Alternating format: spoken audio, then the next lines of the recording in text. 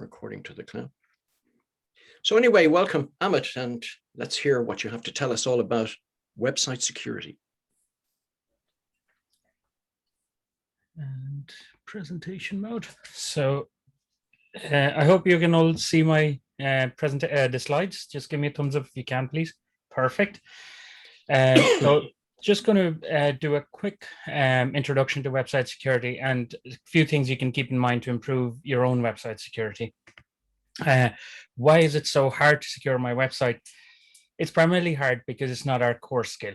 That's the short and long, the long and short of it. Really, we all have our own skills.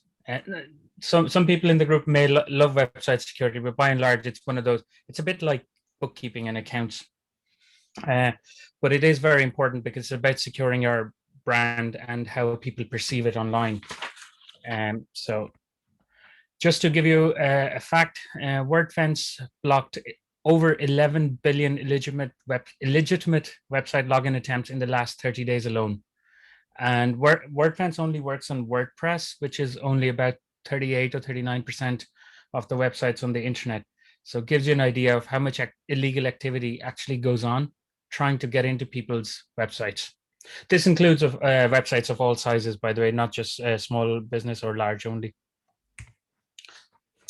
So I had 3 simple goals for today to tell you why it's important.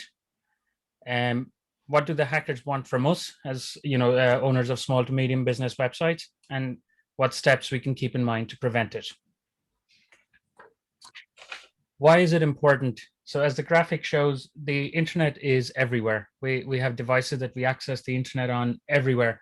And since the advent of the smartphone, our touch points have grown manifold. So there's a lot of information that is exchanging hands every minute, and hackers would love to get their hands on it. So that's why website security has come into play. And with the COVID pandemic, obviously, there's another step increase in the online activity. E-commerce, business transactions are, virtual BON. We're doing all of this online. So it's an attractive proposition, and people can actually just literally hide behind the keyboard and get what they want. What do the hackers want? So, we all know about the big hacks like the HSE and other ransomware attacks. What you may not know is that in the last 15 months, a lot of small businesses have been targeted, and ransoms as small as 1,000 and 1,500 euro have been demanded. What that means is that 1,000, 1,500 euro may not seem like a lot of money in the long run, and people would end up paying, and it's completely untraceable because they want either Bitcoins or, actually, I've even heard of Amazon vouchers being delivered as ransom. So 1,500 euro worth of Amazon vouchers. What do the hackers want from us? Primarily for the smaller business owners, it's their hosting resources. Why do they want their hosting resources? Because they can serve up spurious websites to unsuspecting customers. So you can do a search on phishing websites that look exactly like other legitimate websites, and they might be serving these websites from your website hosting. In the long run, what that means is that your domain gets flagged as a spammy domain, eventually starts tanking in the search rankings, which means that you start losing money. That's the bottom line, that it ends up impacting.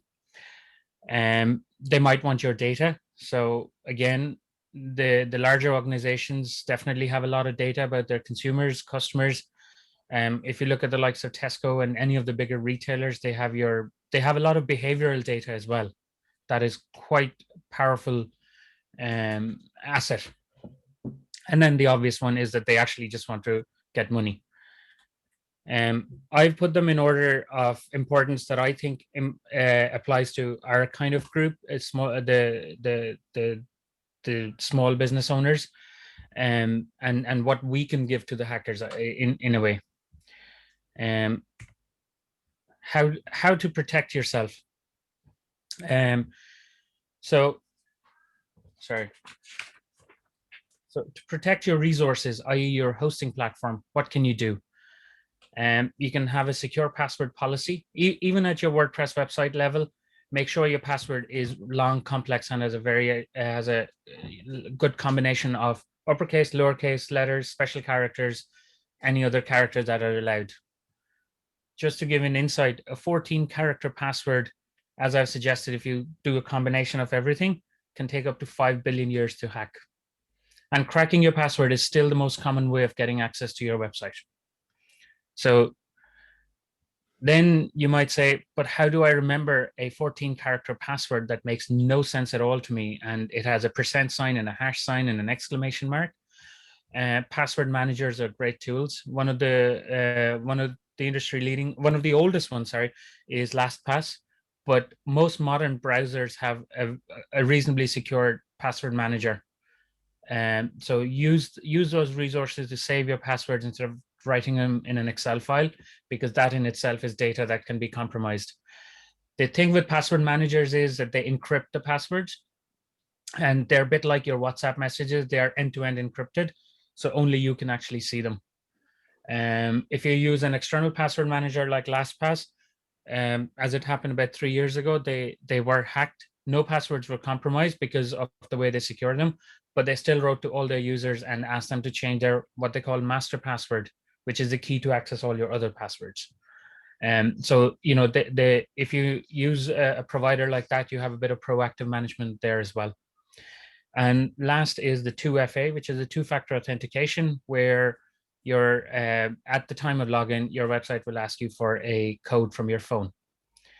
And that these three will actually reduce the chance of your website getting hacked quite significantly. And when it comes to protecting your data, I generally recommend that website backups be taken. So if you have a busy e-commerce website, consider daily backups, maybe even hourly, depending on the volume of activity. For most brochure websites where you're blogging, weekly backups. And try and download those backups and put them in the cloud somewhere which is completely disconnected from your website.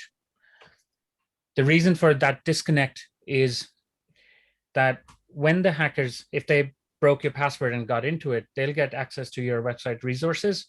And if your backup is there, your backup is compromised. So you have to build the redundancy into the system. So if you keep your backups completely away from your website, you have less chance of losing that data. And if you do get involved in a ransomware attack, and if you're unlucky enough, do rely on somebody who knows the security and this world, even more than myself, a proper security expert to help you deal with cleaning out the malicious code. Because just because the hackers said, if you give us €1,000 in Bitcoin, we'll let go, doesn't mean they haven't left a backdoor into it that they can come back. Because it's classic blackmail. Once you're compromised, you have to make sure that there's nothing left for you to be compromised again with. So you have to make sure that you bring in the expert to get your code checked top to bottom and get all the malware cleaned out. And if you're still worried like this little man here, you can give me a call and have a chat. If I can help you, I will. If not, I'll direct you to an expert. Any other questions? The floor is open for Q&A. Right here. Yeah, I've got a question, Amit. So, Yes. so like I have a website guy that